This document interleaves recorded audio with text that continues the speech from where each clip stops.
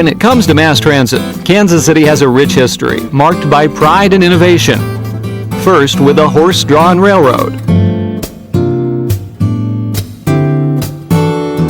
Later, cable and streetcars. By the turn of the 20th century, Kansas City had the third largest cable car system in the country, next to Chicago and San Francisco. By the 1920s, a complex system of cable and streetcars and trolley buses connected downtown with the growing communities of Independence, Kansas City, Kansas, and downtown Overland Park. Whether you wore a pair of overalls or a suit and tie, your mode of transportation was the same. As our automobile culture advanced, the local transit system followed suit, with a transition to the rubber tire bus. The last Kansas City streetcar line closed in 1957. Today, the local Kansas City transit system still relies exclusively on the bus as the primary means of public transportation. 3 local providers operate the current system: the Kansas City Area Transportation Authority, Johnson County Transit, and Unified Government Transit serving Wyandotte County, Kansas. In recent years, local and national trends in transit development, coupled with rising gas prices, environmental concerns, and the need to provide efficient transportation alternatives, have raised questions about the future of transit. Is it time for transit in Kansas City to once again evolve? Well, I think what we've heard over and over from citizens is they want more services. They want buses to run later. They want to be able to move further around the region. They want to be able to take a bus ride from Independence to Village West or from Olathe to the airport. I think that the concern for our city to be a viable city and to be a city that when people come, they find a system that they can really use. It's no one's problem, it's everyone's opportunity. Communities across the country invest in transit for many reasons. The increase in mobility with a well-developed public transit system gives commuters more options for getting to work, provides residents and visitors more ways to travel to key destinations, and offers independence to elderly or disabled citizens and those who lack access to personal transportation. The bus system is, I would argue, it's anemic now. It's not, the size and strength that it ought to be. It carries 15 million riders a year.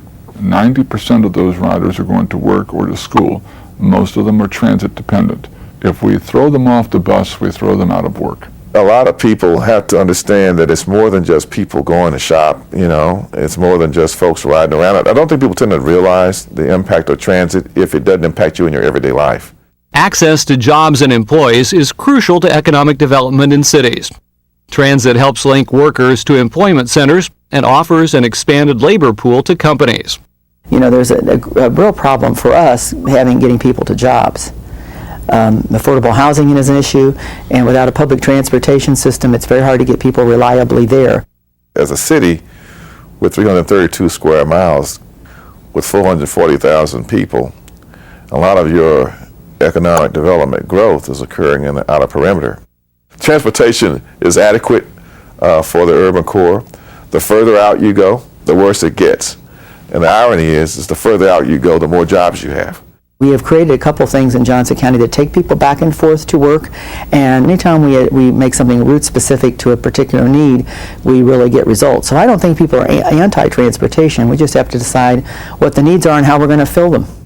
Public transit also influences a city's growth pattern. It can promote redevelopment and greater density, and foster walkable neighborhoods that are focal points for economic and social activities. Transit lines bring people and money wherever they travel, often resulting in increased business sales and property values. Our region is fragmented and spread out. Light rail and an excellent regional transit system would increase density and bring us together. People tell me now, well, we don't have enough density. Well, we're never going to have enough density if we don't build an excellent transit system. Transit relieves congestion on regional roads and highways. Each year, $570 million in productivity is lost while Greater Kansas City's workforce sits in traffic. We talk about our quality of life and how cheap it is to be here. Well, the cost of gas is slowly eroding our cost of living.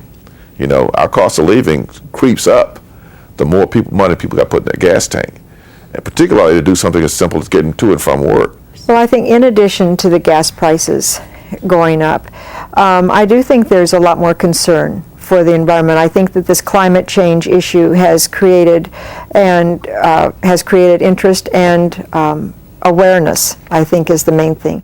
A single bus or other mass transit vehicle can replace up to 60 cars, reducing the need to expand costly roadway infrastructure. By taking cars off the roads, public transit improves air quality by reducing greenhouse gases, which contribute to smog. But mass transit does more than clear the air.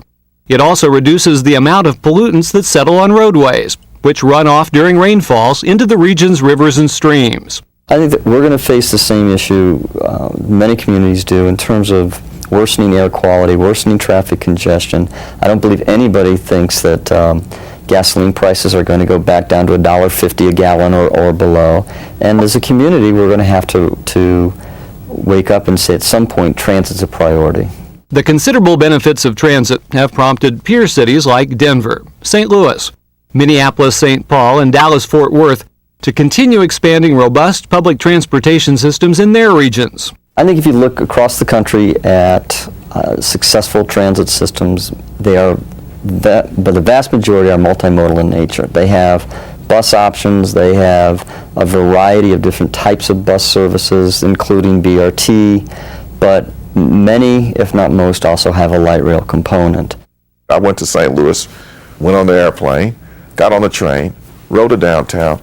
It cost me like $1.50, you know. Rode back, got all my bags and everything. But then it was very amazing to see these buses coming to pick people up. They would exit, and all those folks were going to different places to go to work. A great, robust bus service that supports rail and vice versa, I think is what makes the most sense for the Kansas City region in my mind.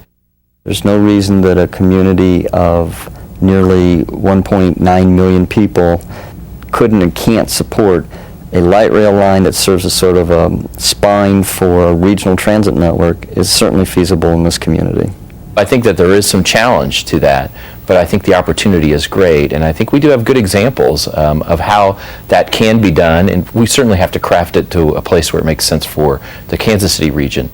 What we need to do here is look at a funding mechanism that is broader than what we currently enjoy, so that there are more communities brought in than just the city of Kansas City, Missouri. I believe that the entire metropolitan area would benefit from a regional system. I do think it starts with dialogue and having great discussion, particularly from those folks that are users of the system, but also those folks that aren't using transit right now, but I think have a good understanding and a good knowledge base about what the needs and potentials can be. We need to hear those voices. Clearly, the need for expanded transit service in the Kansas City region is on the minds of many citizens. A November 2006 light rail ballot initiative approved by voters in Kansas City, Missouri, is helping to fuel this dialogue. I think there's probably more community discourse on and interest in public transit than any time since I've been here, and from talking around the community, I think it's probably at a high for the last couple of decades. So I think this is a very good time to be having these conversations in the community. Is light rail feasible in Kansas City? Where should it go? How can we pay for it while also supporting strong bus service? I think you can beat this thing to death, and we'll be sitting here 20 years later talking about shoulda, woulda, coulda. Across the metro area, counties and communities are looking at the opportunities that transit may bring. Johnson County has released a 5-year strategic transit plan. In Kansas City and Wyandotte County, new rapid bus lines are being planned, and local operators are looking for opportunities to expand successful commuter services.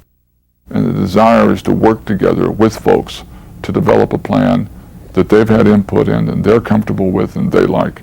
I'm pretty confident that we all want the same things. I think people are very much interested in figuring out and seeing transit as something that's a regional issue that we can solve together. If we don't come up with some sort of metropolitan transportation program, whatever you want it to be, however it happens, if it's a combination of things, it's one thing, whatever it is, in the next 5 years, and we aren't planning and have a definite plan and are putting it in place by the 5th year, we're no longer competitive with those metropolitan areas that we benchmark ourselves against and look for business, and so then we will cease to grow.